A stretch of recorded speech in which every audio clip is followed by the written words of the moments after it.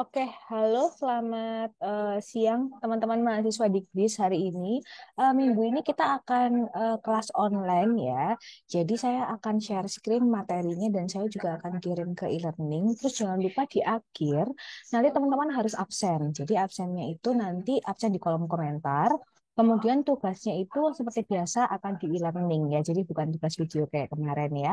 Kemudian tugas video ini juga nanti akan dimasukin ke sama ketua kelas dan kalau misalkan ada keterlambatan H+1 maka akan ada pengurangan 5 poin. Oke, saya akan mulai share screen dulu ya untuk materi hari ini. Nah, ini terkait dengan masih analisa laporan keuangan. Jadi, seperti yang saya kemarin spill ke teman-teman bahwa tugas akhir atau tugas besar di akhir semester itu adalah kita kembali lagi ke tugas satu ya, berdasarkan perusahaan yang teman-teman pilih kemarin. Nah, kali ini kita juga akan membicarakan tentang valuasi ya. Jadi, kalau kemarin kan teman-teman itu udah tahu kalau misalkan di Stockbit atau di apa LMS tentang produk-produk investasi, teman-teman tahu dari valuasi-valuasi nilai, kemudian analisa portofolio, itu Pak teman-teman sudah memahami gitu ya. Nah, sekarang itu kita akan bicara tentang valuasi yang tujuannya itu adalah untuk forecast perusahaan. Ya, perusahaan gede itu kita forecast, kita ramalkan kira-kira ke depannya dia itu menguntungkan nggak ya? Kira-kira ke depannya itu perusahaan ini masih layak nggak ya di investori atau kedatangan investor gitu ya. Karena kan kemarin teman-teman itu bicara tentang memvaluasi atau memforecast sebuah perusahaan startup gitu ya. Kemarin kan sempat kita minta untuk teman-teman cari UMKM gitu ya, UMKM dengan laporan proposal bisnis, kemudian teman-teman hitung ROE-nya, kemudian juga teman-teman hitung menggunakan asumsi MAR-nya 12% gitu ya. Nah, sekarang kita bicara benar-benar perusahaan gede gitu ya. Karena kan kemarin di tugas satu juga teman-teman ada yang pilih Astra Internasional, teman-teman juga ada yang pilih perusahaan-perusahaan yang gede kayak misalkan Toyota atau mungkin bank BCA gitu ya. Nah, sekarang kita akan bicarakan valuasi di perusahaan-perusahaan besar tersebut karena itu nanti akan berhubungan dengan tugasnya teman-teman ya. Ini saya akan screen sharing tapi bentuknya seperti ini aja soalnya kadang-kadang suka lemot kalau misalkan screen sharing yang full screen gitu ya. Ini sedikit recap ya. Kemarin kita bicara tentang analisa SWOT ya, kemudian analisa laporan keuangan. Nah, sekarang kita bicara tentang six financial ratio ya. Jadi ketika kita mau memvaluasi keuangan sebuah perusahaan besar, kita tuh bukan kayak memvaluasi perusahaan UMKM ya, startup UMKM ya. Karena kalau kita mau memvaluasi nilai atau memforecast nilai sebuah perusahaan gede, itu kita menggunakan six financial ratio yang terdiri dari PER, PBV, ROE, EPS, DER, dan juga DY. Nah, apa sih enam hal ini tuh apa sih? Nah, itu yang akan kita bicarakan ke depan. Kemarin juga kita udah ngomongin soal analisis ekonomi dan pasar modal, kemudian analisis industri, sampai ke analisa perusahaan. Jadi intinya adalah di antara tiga hal ini adalah kenapa sih kita harus menganalisa itu berdasarkan ini, menganalisa itu berdasarkan hal yang terbesar dulu, misalkan analisa ekonomi gitu. Kita lihat sisi ekonominya, karena tujuannya adalah untuk membuat keputusan alokasi investasi dana. Ya, kemudian analisa industri. Industri apa sih yang sekarang lagi naik? Misalkan tahun ini industri yang lagi naik itu adalah industri skincare misalkan, atau mungkin industri yang lagi turun itu adalah industri rokok misalkan gitu ya. Nah, kemudian baru dianalisa perusahaannya. Karena meskipun sama-sama industri, misalkan sama-sama industri rokok gitu ya, bidang garam, Sampurna, Wismillah gitu ya, tapi kan tiga-tiganya ini punya valuasi yang berbeda, ya kan? Karena profitnya juga kan beda, kinerjanya juga kan beda. Nah, pasti kita akan memilih perusahaan yang analisa perusahaannya itu ketika kita valuasi yang paling tinggi, yang paling menguntungkan gitu ya. Misalkan aja ada satu investor gede, dia mau invest di industri rokok gitu ya, dia pasti akan lihat di antara tiga perusahaan rokok ini mana yang paling profitable, ya kan? Kayak gitu contohnya. Jadi ketika kita menganalisa sesuatu, ketika kita membuat valuasi, itu tidak hanya sekedar industrinya aja, ekonominya aja, tapi juga perusahaannya apa gitu. Nah, industri-industri itu dikategorikan seperti ini, ya kan yang kemarin sudah kita bahas, pertanian, industri barang konsumsi, konstruksi, bahkan perdagangan dan jasa itu juga industri juga gitu ya. Hotel dan restoran itu masuk ke dalam usaha jasa, kemudian pariwisata dan hiburan itu juga termasuk usaha jasa. Nah, contohnya kayak industri ketika waktu COVID yang pasti turun adalah industri pariwisata, benar kan ya? Jadi orang-orang kalau misalkan mau invest di perusahaan pariwisata pasti di hold dulu gitu ya. Tapi kemudian ketika kita sudah endemi ya, maka hotel, restoran dan pariwisata itu mulai naik lagi. Nah, ini sektor rotation ya. Jadi ada yang namanya market bottom ketika jadi gini. Jadi ini ketika kita menganalisa sesuatu kita lihat dari sisi ekonomi dan sisi marketnya gitu ya. Jadi yang warna biru itu dari segi ekonomi, kemudian yang merah itu adalah dari segi market. Jadi kalau teman-teman lihat ini kan tumpang tindih ya. Misalkan ketika basic material, energi dan staples ketika market top ya, itu ketika early recovery dia analisa ekonominya itu turun gitu. Kemudian gini, kita juga kemarin bicara tentang analisa fundamental dan analisa teknikal. Mudah-mudahan teman-teman masih ingat ya, kalau fundamental apa, teknikal apa, ya. Kalau fundamental itu kita bicara tentang apa. Jadi produknya itu atau sahamnya itu apa? Apa saham yang paling legit untuk diambil, yang paling aman secara data histori, misalkan 10 tahun atau 15 tahun atau 20 tahun gitu ya. Jadi saham yang dia itu tidak terlalu dinamis atau tidak terlalu fluktuatif gitu ya. Tapi kalau kamu naruh duit di situ itu aman. Contohnya kayak saham-saham LQ45. Nah, kemudian kalau analisa teknikal, yaitu kita bisa tentang when, kapan.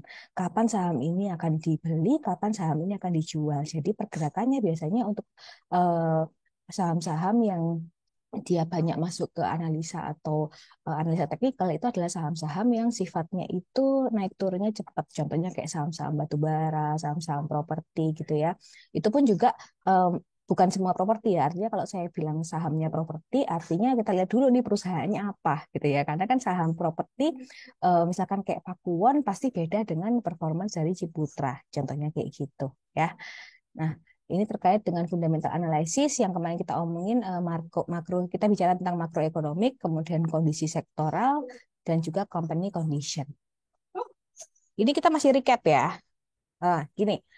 Nah, ini kita sudah mulai masuk ke dalam materi hari ini. Jadi, hari ini karena kita bicara tentang apa tadi? Six, nih. Kita bicara tentang six financial ratio, ya ada 6 rasio finansial untuk memvaluasi sebuah nilai perusahaan, ya. Nah, ini ada 6 di sini ya. Nanti teman-teman untuk mengerjakan tugasnya, itu teman-teman harus lihat YouTube ini, link YouTube ini ya. Jadi di dalam link YouTube ini itu adalah tutorial atau cara-cara teman-teman itu nanti bisa menghitung PBV, EPS, ROE dari masing-masing perusahaan gitu ya. Karena di sini nanti teman-teman akan bisa melihat pergerakan antara market price versus intrinsic value. Nah, tapi kita akan bicara dulu nih. Nah, sebenarnya pengertiannya apa sih PBV? Kemudian kalau rumusnya apa sih ROE dan rumusnya EPS itu kayak gimana? Jadi teman-teman itu tahu kenapa kita harus ngitung ROE, kenapa kita harus ngitung PBV, dan kenapa kita harus tahu tentang EPS. Nah, ini adalah six financial ratio di mana yang PER itu adalah price to earning ratio ya. PBV adalah price to book value ratio, ROE return on equity, EPS adalah earning per share, DER adalah debt to equity ratio dan DI adalah dividend yield. Nah, kalau kita bicara tentang PER ya, PER itu adalah price to earning ratio. Jadi harga saham di pasaran dibagi laba per saham. Ya, jadi harga sahamnya itu berapa? Contohnya misalkan Telkom, harga saham Telkom misalkan katakan itu 17.000 gitu ya. Kemudian dibagi dengan laba per sahamnya. Nah, itu kita tahu harga laba per sahamnya itu dari laporan keuangan. Nah, makanya penting banget teman-teman buka lagi laporan keuangan, laporan laba rugi perusahaan yang teman-teman pertama kali tentukan di awal tugas satu gitu ya. Untuk tahu berapa sih harga laba per saham, ya kan?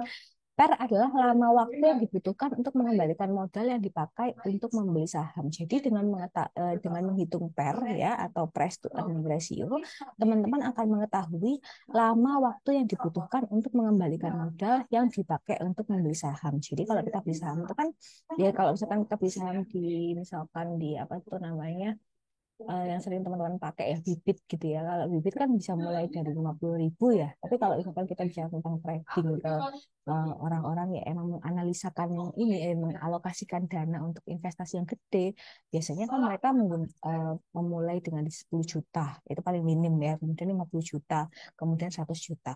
Nah, oleh karena itu mereka harus tahu pernya perusahaan ini berapa, karena dengan begitu mereka bisa tahu bahwa perusahaan ini itu bisa saya jual kapan, akan mulai cuan itu kapan gitu ya. Nah, jenis perhitungan PER itu ada dua, yaitu trailing PER ya menggunakan EPS tahun lalu dan forward PER, yaitu berdasarkan estimated. Jadi nilai perkiraan di masa yang akan datang. Jadi forecast ya ini ya, peramalan ya. Nah, PER digunakan sebagai perbandingan antara satu emiten dengan lainnya dalam industri yang sama. Jika PER lebih kecil dari rata-rata emiten lainnya, maka perusahaan dianggap relatif lebih murah. Nah, ini balik lagi sama kayak contoh misalkan industri rokok ya, Wismilak, Gudang Garam, kemudian Sampurna ya, dengan industri yang sama-sama industri rokok gitu ya. Kita lihat PER mana yang lebih kecil atau PER mana yang lebih tinggi. Karena PER yang lebih kecil, maka akan dianggap harga perusahaan ini dianggap relatif lebih murah ya. Kemudian kita bicara tentang PBV. Jadi PBV ini adalah price to book value, yaitu harga saham di pasaran dibagi nilai buku per lembar saham. Jadi back again ya, nilai buku per lembar saham itu teman-teman bisa lihat di laporan laba rugi. Karena PBV itu adalah perbandingan harga saat ini dibandingkan saat harga pertama kali dijual di investor. Jadi ibaratnya itu harga produksi gitu ya kalau di UMKM ya atau di perusahaan-perusahaan baru ya. Jadi harga saat ini di pasaran dibandingkan dengan harga pertama kali produk itu atau perusahaan itu IPO ya, karena kan pertama kali IPO kan harganya pasti lebih murah kan gitu. Jadi kita tahu nih bahasanya itu profit marginnya berapa. Itu sama dengan kalau di perusahaan gede untuk menghitung valuasi itu sama bahasanya itu bukan profit margin tapi price to book value gitu. PBV digunakan untuk melihat seberapa besar multiplier yang diperoleh dari sebuah saham dengan harga pasarnya saat ini. Artinya, semakin besar PBV, maka semakin besar pula kapital yang sudah tumbuh dibandingkan saat pertama uang ditanamkan di perusahaan dalam bentuk saham. Jadi artinya profit dong, ya kan? Kalau PBV-nya tinggi berarti dia profit banget. Nah, contohnya ini nih, harga Bank Mandiri di pasaran sebesar 7.000 per lembar.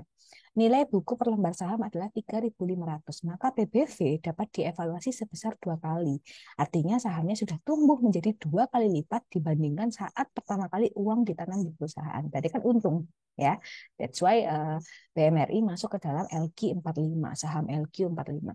Nah, kemudian kita bicara tentang ROE atau Return on Equity ya. ROE itu adalah gambaran kemampuan modal bersih ekuitas yang dimiliki perusahaan dalam menghasilkan laba bersih. Jadi kalau ROE teman-teman pasti udah ini ya udah familiar karena juga ROE itu dihitung ketika kita mau tahu valuasi sebuah perusahaan startup atau perusahaan kecil ya. Nah, cara menghitung ROE itu adalah membandingkan ROE perusahaan sejenis dengan perusahaan yang ingin Anda ketahui ya, perusahaan sejenis ya, satu industri gitu ya. Kemudian bandingkan ROE perusahaan yang Anda ingin ketahui dari waktu ke waktu atau time series dan melihat trennya. Nah, ini teman-teman juga ini pasti ada di laporan laba rugi nih kayak gini ya, saldo laba, ekuitasnya berapa, jumlah liabilitas dan ekuitas. Nah, ini teman-teman bisa dapatkan data-datanya itu dari laporan laba rugi perusahaan di tugas pertama teman-teman di awal semester kita kemarin ya. Nah, kemudian kita bicara tentang EPS atau earning per share. Jadi earning per share ini adalah net income ya, net income loh ya. Jadi artinya pendapatan dong ya kalau kita bicara tentang net income, tapi harus yang net. Jadi pendapatan bersih, jadi bukan gross atau kotor. Dibagi dengan lembar saham.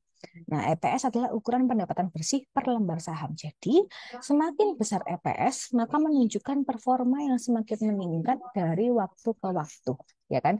Jadi EPS ini linear nilainya. Kalau dia tinggi, otomatis PBV-nya juga tinggi, ya kayak PBV pernya ya. Bentar. Oh, bukan pernya. PBV, benar. Jadi PBV-nya juga tinggi, ya kan? Karena kalau PBV tadi kan kita menghitungnya seperti profit margin, seperti kita menghitung profit margin pada sebuah perusahaan startup, gitu ya. Tapi kalau EPS ya, artinya dia net income-nya, netnya yang kita hitung ya, bersihnya. Nah, semakin besar EPS, maka menunjukkan performa semakin meningkat dari waktu ke waktu. Semakin kecil EPS, maka terjadi menandakan adanya penurunan performa perusahaan yang ditunjukkan dari penurunan net income. Contohnya di 2016 itu misalkan laba bersihnya 500.000, kemudian di 2017 dia naik ke 750.000 ya. Tapi jumlah lembar sahamnya itu sama-sama 1.000 gitu ya. Maka laba per sahamnya itu adalah 500 dan 750. Berarti ini apa? Berarti EPS-nya semakin tinggi. Benar enggak? Ya kan? Karena labanya naik dong, ya kan? Bila tidak ada corporate action, maka jumlah lembar saham umumnya tetap. Gitu. Nah, kemudian DY nih, kita bicara tentang dividen yield. Nah, teman-teman tahu nggak sih dividen itu apa? Jadi, dividen itu adalah pembagian keuntungan gitu. Jadi, kalau misalkan nanti teman-teman itu kerja di sebuah perusahaan gitu ya, kan biasanya tiap tahun itu di perusahaan-perusahaan besar atau kayak BUMN, perusahaan swasta, atau bahkan multinasional, itu namanya pembagian bonus. Nah, pembagian bonus itu dari mana? Dari dividen perusahaan. Nah, jadi dividen perusahaan itu dibagikan ke karyawan dan juga ke pemegang saham gitu, pemegang saham orang-orang yang beli saham IPO ya, mau beli di Bibit, mau beli di Mandiri Sekuritas, itu semua dapat. Nah, tapi kita lihat dulu nih dividennya berapa. Kalau dividennya gede, perusahaan itu bisa tuh kasih dividen tambahan untuk ke pemegang saham ya, meskipun pemegang saham 1% pun ya itu dapat gitu ya dividen. Nah, tapi kalau misalkan dividen tidak terlalu tinggi atau bonusnya atau keuntungannya nggak tinggi-tinggi amat, maka dividen itu ya paling maksimal cuman dikasih ke karyawan atau stakeholder ya, karena kan mereka yang bekerja di dalam perusahaan gitu kan, yang membantu supaya perusahaan growth gitu. Jadi DY itu adalah dividen per lembar dibagi harga saham di pasaran. DY adalah ukuran besarnya dividen yang diberikan emiten terhadap harga saham emiten tersebut di pasaran atau market value. Bagaimana cara menggunakan DY? Jadi semakin besar DY, maka semakin besar pula persentase dividen terhadap harga saham di pasaran, yang dapat diartikan semakin menguntungkan bagi para investor. Nah, dengan asumsi membagi dividen dengan DY yang besar ketika perusahaan yang dalam kondisi sulit adalah tidak umum, maka besarnya DY dapat menandakan performa yang baik bagi perusahaan atau juga harga saham emiten di pasaran masih murah. Ya, biasanya mungkin masih awal-awal IPO gitu ya, 2 atau 3 tahun IPO. Namun ada kalanya perusahaan dalam kondisi baik, namun tidak bisa membagikan dividen dikarenakan hal lain, kualitatif reason, misalkan ekspansi perusahaan. Jadi contohnya itu maksudnya gini teman-teman.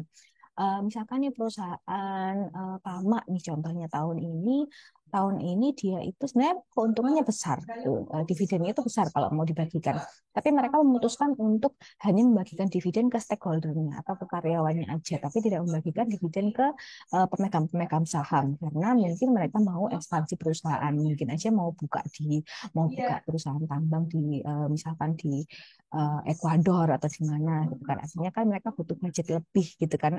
Uangnya itu akan diputar lagi untuk ekspansi bisnis. Jadi dia nggak bagi-bagi dividen ke orang-orang lain. Gitu.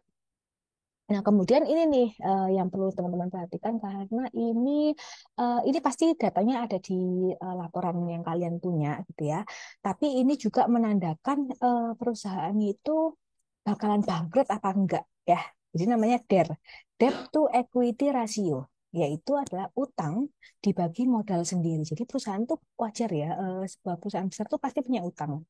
Kecuali perusahaan yang ini, kecuali perusahaan yang dia itu perusahaan keluarga. Ya, contohnya kayak PT Paragon, itu adalah perusahaan keluarga yang mana mereka itu kalaupun ada hutang, itu hutangnya bukan ke bank, tapi hutangnya ya ke keluarga masing-masing gitu ya. Kemudian DER adalah rasio yang menunjukkan perbandingan utang yang dimiliki emiten terhadap modal sendiri emiten. Jadi DER ini nilainya nggak kayak yang di atas atas. Kalau yang di atas atas itu kan nilainya antara ini antara berapa gitu ya, maksudnya keuntungannya berapa atau berapa rupiah, berapa dolar gitu. Nah kalau DER ini ya, apabila DER itu di bawah satu, maka menunjukkan perusahaan memiliki utang lebih sedikit daripada modalnya. Ya, tapi kalau DER-nya lebih dari satu, menunjukkan bahwa perusahaan memiliki utang lebih banyak daripada modal sendirinya. Dalam istilah lain, DER juga dinyatakan dengan total debt to equity. Jadi teman-teman bayangin deh, misalkan nih contohnya ini adalah permasalahan utang versus modal. Jadi kalau misalkan teman-teman itu kita konekin sama KPR contohnya ya. KPR itu masa iya sih utangnya lebih tinggi daripada harga agunannya, harga rumahnya gitu ya. Kalau harga rumahnya itu 1 M, emangnya bisa dia ini eh, minta ke bank dana hutang sebesar 2 M? Nggak bisa dong, karena agunannya aja cuma 1 M gitu ya. Jadi eh, ini adalah hal yang cukup mempengaruhi, dari itu sangat mempengaruhi perusahaan tersebut bisa berjalan nggak tuh nanti 2 atau 3 tahun ke depan, dan pasti akan mempengaruhi keputusan investor itu akan masukin duit ke sini apa enggak gitu ya. Nah ini juga ada di laporan keuangan. Nah teman-teman lihat di bagian ekuitas nanti ya ketika di laporan keuangan. Dan jangan lupa lihat link YouTube yang tadi, karena nanti teman-teman akan menemukan cara untuk menghitung dari ini tadi. Nah, kelemahan dari metode valuasi. Jadi namanya kita bicara valuasi pasti ada sisi positif dan negatifnya. Baik ketika kita dari segi aspek discount cash, dividen diskon, bahkan sampai asset based approach. Jadi ya pastinya kalau misalkan kita bicara tentang valuasi itu, negatif side-nya adalah variasinya itu biasanya by sektor gitu ya. Jadi nggak bisa yang secara langsung general. Kita cuma tahu di generalnya aja. Jadi kalau kita mau tahu detailnya, pasti kita harus ngitung lagi gitu ya.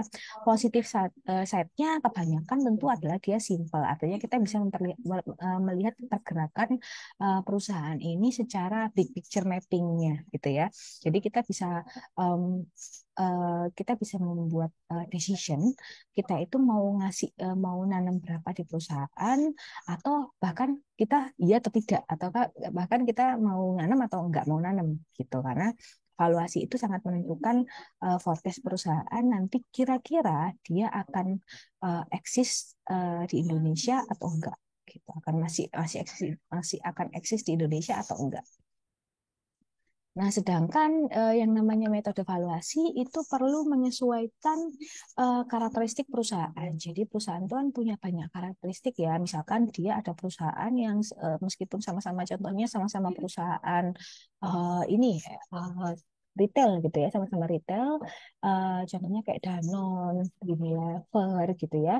Meskipun perusahaannya itu sama ya, industrinya sama, tapi karakteristiknya kan pasti beda. Cara mereka untuk mendistribusikan produknya kan juga beda, strategi bisnisnya beda gitu ya. Jadi otomatis cara kita menghitung valuasinya juga beda, karena valuasi itu juga dihitung dari net loss company, teknologi perusahaan yang mereka gunakan itu teknologinya apa ya, kemudian asset play, turnaround company, dan ada 8 hal, yaitu dia perusahaannya itu termasuk yang fast grow apa enggak, jadi yang produktivitasnya tinggi apa enggak, jadi cepat enggak produknya itu. Kayak contohnya misalkan industri fashion pun ya, industri fashion misalkan Zara sama Matahari gitu kan, pasti kan lebih fast fast fashion yang Zara gitu ya. Jadi artinya ketika kita mengevaluasi Zara itu nggak bisa sama dengan cara kita mengevaluasi Matahari gitu ya, meskipun sesama perusahaan yang dia itu fashion, baju yang dijual gitu. Nah, oke, ini sudah mau selesai materinya. Saya akan kasih conclusion sebelum kita ke tugas. Nah, ini adalah conclusion atau kesimpulan dari rumus-rumus yang ada dari EPS, PER, PBV, ROE, sampai DER. Ya, jadi teman-teman bisa lihat di slide akhir ini. Jadi intinya EPS adalah baik jika meningkat, artinya perusahaan bertumbuh dibandingkan dengan periode sebelumnya. Nah, kalau pair, baik jika pair kecil, artinya harganya murah dibandingkan dengan industri sejenis. Kalau PBV, baik jika PBV kecil, artinya harganya juga murah dibandingkan dengan industri sejenis. Nah, kalau si ROE, baik jika meningkat, artinya perusahaan bertumbuh dibandingkan dengan periode sebelumnya. Nah, kalau DER baik jika DER kecil, artinya utang perusahaan masih dapat ditoleransi. Kalau DY baik jika meningkat, artinya perusahaan bertumbuh dibandingkan dengan periode sebelumnya. Nah, saya mau kasih teman-teman itu contoh supaya teman-teman itu ada gambaran ya. Jadi kita ambil study case ya. Ini sebuah perusahaan yang lagi unik banget ya di tahun ini. Coba teman-teman lihat, ini saya ambil artikel itu 13 Maret 2023. Jadi baru 2 bulan lalu ya. Jadi namanya perusahaan Mustika Ratu. Mungkin teman-teman yang Gen Z ini tidak terlalu tahu Mustika Ratu atau mungkin tahu kali ya. Pasti orang tuanya tahu sih. Jadi Mustika Ratu kalau teman-teman tahu itu adalah perusahaan yang gede gitu ya, yang sudah lama banget ada di Indonesia gitu ya. Nah, dinilai Mustika Ratu itu sebenarnya Mustika Ratu itu ketika tahun 2022 dia itu rugi 7 miliar ya. Rugi 7 miliar itu gede banget loh ya untuk sebuah perusahaan yang apa ya, hitungannya itu dia perusahaan yang udah senior gitu ya. Sekarang itu kan kalau kita bicara tentang skincare, perusahaan-perusahaan baru tuh banyak ya, kayak Avoskin, kemudian ada Something ya kan, ada Scientific gitu kan ya. Nah, bagaimana nih nasib perusahaan-perusahaan kosmetik yang dia itu udah senior banget kayak Martha Tilaar, Mustika Ratu, Viva ya kan. Nah, tapi kalau Viva ini dia masih bagus nilainya. Kenapa? Karena dia itu marketnya jelas, marketnya itu menengah ke bawah ya. Jadi harga produk Asia 7.000 itu masih bisa diambil sama Viva. Marketnya itu masih ada, masih banyak bahkan. Nah, kalau Mustika Ratu dia itu market share-nya itu angkanya itu harga produknya itu adalah 20 ribuan gitu. Jadi artinya harganya itu sangat bersaing dengan kompetitor-kompetitor baru yang sekarang itu udah pakai ini, udah pakai ingredients yang aneh-aneh namanya gitu ya, kayak niacinamide, alpha albutin gitu-gitu kan ya. Nah, kalau zaman dulu Mustika Ratu itu pakainya bahan-bahan herbal yang emang dari Indonesia gitu ya. Nah, kalau sekarang kan teman-teman udah ngerti gitu ya bahan-bahan kimia dari skincare gitu ya. Nah, jadi ketika Maret di 2023 itu ada info dari CNBC bahwa Mustika Ratu itu rugi terus gitu ya, rugi terus. Nah, itu kita lihat nih, kita bedah dulu nih. Dia tuh sebenarnya DER-nya berapa, PBV-nya berapa, DY-nya berapa gitu ya. Nah, kita lihat nih beritanya. Produk kecantikan emat bukan menjadi produk nomor satu yang paling banyak digunakan masyarakat Indonesia di tahun 2022. Penjualan terus menurun membuat laba Emrat terus-menerus tergerus sejak 2016. Jadi Emrat ini dia bukan turun gara-gara COVID ya. Sebelum COVID dia sudah turun gitu ya. Bentar saya minum dulu. Emrat divestasi aset berupa tanah di mana hasil jual tanah aset tersebut digunakan untuk pengembangan bisnis, termasuk pasar ekspor. Jadi dia ini udah jual aset, ya bayangin ya. Dia jual aset untuk bisa mengembangkan bisnis, termasuk ke pasar ekspor. Sebenarnya kalau teman-teman lihat, ketika teman-teman itu lihat ini nih, apa kalau suka nonton Putri Indonesia apa itu pasti Mustika Ratu itu selalu ada di situ, gitu pasti. Karena dia pasti mensupport kegiatan-kegiatan yang berhubungan dengan Indonesia gitu ya, apalagi kayak ajang Miss Universe Putri Indonesia itu Mustika Ratu selalu ada. Bahkan dia itu lebih eksis dibandingkan Latulip atau LT Pro ya. Nah, pada penutupan perdagangan Jumat 3 Maret 2023, harga saham Mustika Ratu ditutup stagnan Rp 840. 840 itu murah banget, serius. Jadi siapa yang nggak pernah produk kecantikan Mustika Ratu yang ternyata dia harganya itu turun sampai ke 840. Nah, namun sayangnya produk Mustika Ratu saat ini mulai ditinggalkan para penggemarnya di saat muncul merek-merek kecantikan lokal lainnya sehingga dapat terlihat hasil laporan keuangan membukukan bahwa mana ini? Membukukan kerugian hingga tahun 2020 dan pada 31 Desember 2021 Emrat berhasil membukukan laba tipis sebesar 357 juta. 357 juta itu adalah angka yang kecil ya untuk sebuah perusahaan senior ya, udah lama ya. Nah, di sini kita lihat nih valuasi ini. Ini adalah valuasi yang teman-teman nanti outputnya ketika teman-teman membuat tugas ini, outputnya itu akan kayak gini. Nah, coba kalau teman-teman lihat BV-nya 761 ya, PBV-nya 1,1 artinya lebih dari satu gitu ya. Coba lihat ya. PBV lebih dari satu. Berarti perusahaan gimana nih PBV? Tuh, lihat. Kita lihat nih, PBV lebih dari satu. Nah, ini nih. PBV itu adalah harga saham di pasaran versus nilai buku per saham. Oke, angkanya 1,1. Kita keep dulu. Nah, tadi sini ya. Harga sahamnya 840, oke. GPM-nya 53,99. Kita belum ngomongin GPM ya. Kita fokusnya ke yang kita omongin dulu aja ya. ROE-nya minus 7,29. ROA-nya minus 3,96. DER-nya adalah 84,25. Coba kita lihat lagi. DER ini tentang apa? Ayo. Kalau DER lebih dari satu, menunjukkan perusahaan memiliki utang lebih banyak. Kalau DER kurang dari satu, perusahaan memiliki utang lebih sedikit dibanding modalnya. Oke. Nah, ini DER-nya adalah 84,25. Berarti dia itu di bawah satu. Benar kan ya? Kalau satu kan berarti 100%. Ya nggak sih? Benar nggak? Di bawah satu. Oke, berarti menunjukkan bahwa perusahaan memiliki utang lebih sedikit daripada modal sendirinya. Ya, itu kita keep ya. Berarti DER-nya si Mustika Ratu itu di bawah satu. Oke. Nah, dapat dilihat BV dan PBV dampaknya pada saham Emrat pekan lalu masih terbilang cukup mahal. Secara gross profit margin, Emrat memiliki margin yang cukup bagus banget, yaitu di 53,99. Oke, berarti kita nemu di sini GPM 53,99 itu maksudnya adalah margin yang margin yang profit margin, gitu ya.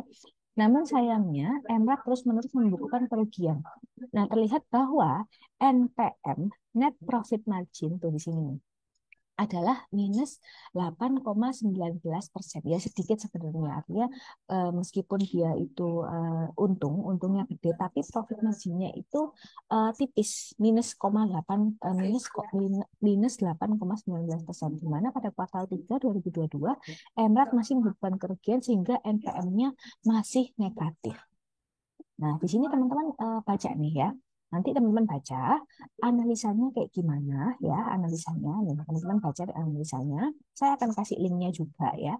Untuk apa? Supaya teman-teman bisa menganalisa dari tugasnya teman-teman di laporan perusahaan yang teman-teman pilih ya. Jadi cara menganalisanya itu kayak gini. Nah, kayak ROE-nya negatif ada di minus 7,29, yang berarti perusahaan tersebut tidak mampu menghasilkan profit sesuai ekspektasi. Nah, selain itu ROA-nya negatif di angka minus 3,96%, yang berarti perusahaan mendapatkan kerugian karena total aktiva yang digunakan tidak memberikan laba. Oke, nah terus teman-teman lihat ini ya. Ini pasti ada di laporan laba rugi perusahaan juga yang teman-teman pilih ya. Teman-teman juga bisa nanti cek ini link ini untuk melihat bagaimana cara perusahaan itu cara CNBC menganalisa sebuah perusahaan, karena ini juga akan mempengaruhi investor itu mau tanam duit apa enggak di sini. Nah, kesimpulannya adalah Emrat ini atau Mustika Ratu ini ya, dia itu tidak tutup buku atau dia itu tidak gulung tikar. Kenapa dia tidak gulung tikar? Karena meskipun nilainya ini banyak yang minus ya, kalau teman-teman lihat nih minusnya 7, sekian, harga sahamnya turun ya. Kemudian harga sahamnya itu kemudian PBV-nya 1,1, harga sahamnya sekian. Nah, kenapa dia itu tidak gulung tikar? Karena satu, dilihat dari rasio utang versus modal ya, dia itu masih layak atau eligible sebagai perusahaan yang IPO ya. Ini kita bicara tentang tahun ini sampai tahun depannya, tapi nggak tahu kalau 5 tahun ke depan ya. Tapi selagi perusahaan ini nilai utangnya tidak lebih besar dibandingkan nilai modal yang dia punya, itu dia masih bisa bertahan di industri ini. Yang harus dilakukan Emrat adalah, dan sudah dilakukan saat ini, itu adalah men-switch strategi bisnisnya. Jadi kalau dulu Emrat itu banyak mengeluarkan biaya dari supply chain dengan masukin ke distributor-distributor lain, dan akhirnya dead stock produknya ya, dead stock ya. Kenapa kok dead stock? Karena sekarang orang beli online gitu ya. Akhirnya sekarang produknya itu kebanyakan ditarik dari offline store ya. Yang ditaruh di offline store itu misalkan kayak cuma produk-produk yang kira-kira viral. Kayak contohnya lipstick gitu ya, yang perputaran turnovernya itu tinggi. Keluar barang itu keluar masuk itu tinggi. Karena kan lipstick cepat habis ya kalau misalkan orang pakai terus produknya. Nah, tapi kalau produk-produk yang sekiranya dia itu lebih bagus kalau misalkan distribusinya itu secara online ya, jadi mengurangi kos karyawan, orang juga sekarang kalau di e-commerce dia bisa nge-live gitu ya, bisa jualan produk. Nah, dia akhirnya menggunakan metode itu. Jadi artinya yang harusnya itu yang biasanya Mustika Ratu, Viva, Martabella terkenal dengan produk yang banyak offline store-nya. Jadi perlahan-lahan itu dia mulai mengurangi offline store-nya dan mulai masuk ke dunia e-commerce. Gitu. Supaya apa? Supaya nggak ada dead stock dan supaya apa? Pengeluarannya dikurangi, pengeluaran operasional dikurangi supaya meningkatkan pemasukan gitu supaya labanya juga semakin tinggi gitu. Dan teman-teman ingat tadi di narasi yang pertama, kenapa kok modalnya itu masih lebih tinggi, lebih bagus dibandingkan utangnya karena dia jual aset. Nah, jadi asetnya itu banyak dan dia jual demi bisa ekspansi secara ekspor. Jadi itu strategi dia yang terbaru yang sekarang untuk bisa mempertahankan perusahaan senior ini. Gitu. Oke, jadi itu dulu dari saya. Kita akan bicara tentang ini nextnya. Mana ini nextnya ini? Oh ini ya. Nah teman-teman jangan lupa absen di kolom komentar ya, yang akan saya hitung dalam absensi dengan format nama, NIM perusahaan yang kalian pilih dan sebutkan alasan, jelaskan, jabarkan alasan kenapa memilih perusahaan X tersebut gitu. Nah kemudian ini bukan post test ya, ini tugas individu ya. Tugas individu. Oke. Lihat kembali saham yang sudah dipilih, lakukan perhitungan PER, PBV, ROE, EPS, DER, dan DY. Carilah nilai rata-rata indikator pada sektor saham terpilih minimal 5 dan bandingkan dengan performansi saham Anda ya. Sektor sahamnya yang sesuai, yang satu industri gitu ya. Kemudian carilah nilai rata-rata tahunan tiap indikator pada saham terpilih 3 tahun. 3 tahun, histori 3 tahun ya. Jadi perusahaannya minimal 5 dengan histori 3 tahun dan bandingkan dengan performansi saham Anda dan carilah nilai wajar dari saham yang terpilih. Jadi waktunya seperti biasa 1 minggu ya, formatnya biasa PDF di e-learning gitu ya. Jadi tugas ini deadline-nya berarti minggu depan ya, minggu depan ketika kita udah mulai masuk lagi ya. Oke, kalau gitu terima kasih untuk Big Vision. Semoga materi hari ini memberikan insight baru ya buat teman-teman semuanya dan juga membuat teman-teman itu lebih paham tentang analisis investasi portofolio.